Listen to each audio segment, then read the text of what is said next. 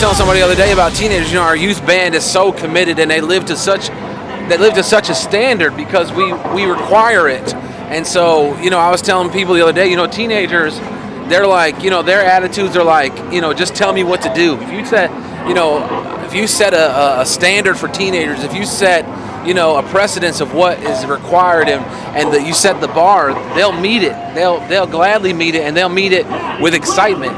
Some people who don't work with teenagers will be like, is this dude for real? But I work with teenagers, so I am for real, and that's totally honest, 100% truth. The emphasis on teenagers, emphasis on children even.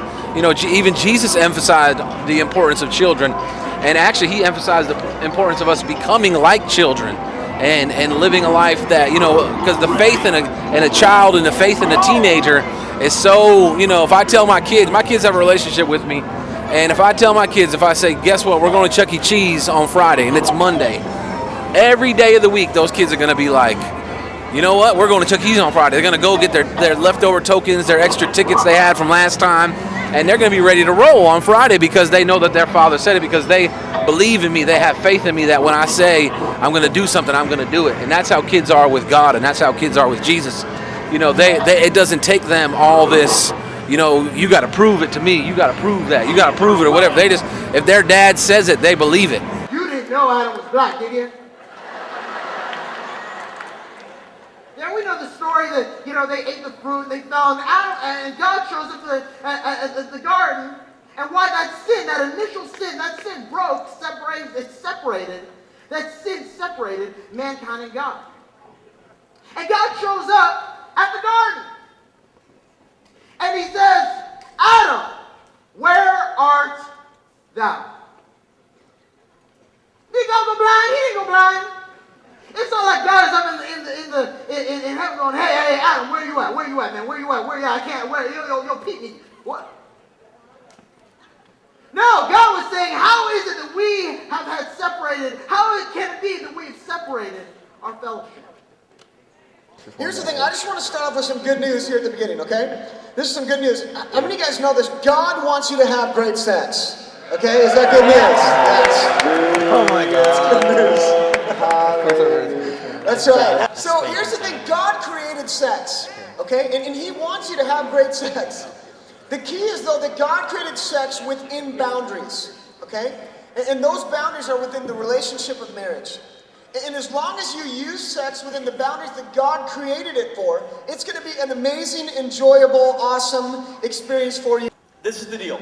The world has designed all kinds of ways to push our passion button. Commercials, songs, movies. Just because they know if they can kind of get you, interested. Oh, what's that?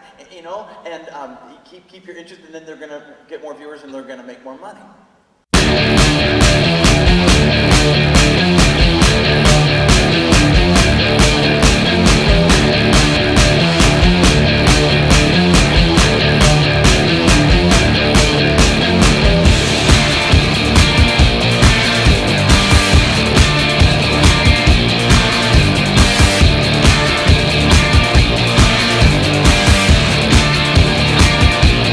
With Ron Luce on getting involved in, the political realm and, all the stuff that went on in San Francisco where, gay people basically protested the Acquire the Fire. Standing there, adults standing there yelling at teenagers, calling them names, saying stuff to basically hate crime, adults hate crime and religious hate crime on teenagers who are going to an event that says that, basically that, homosexuality is wrong. Do we hate the homosexual? No. We don't hate the homosexual. We're not trying to hate anybody. But the reality is that sin is sin.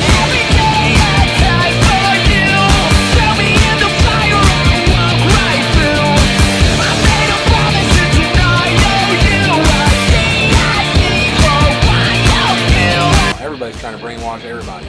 Of course the world is going to say we're brainwashing, but the world is brainwashing people too. They're going to try to discredit, disprove, deny, make a mockery of what people believe, because that's what they do. They get you to a place where you're unstable and you don't know what you believe, and then they tell you what to believe. They tell you what's real. They tell you what's true.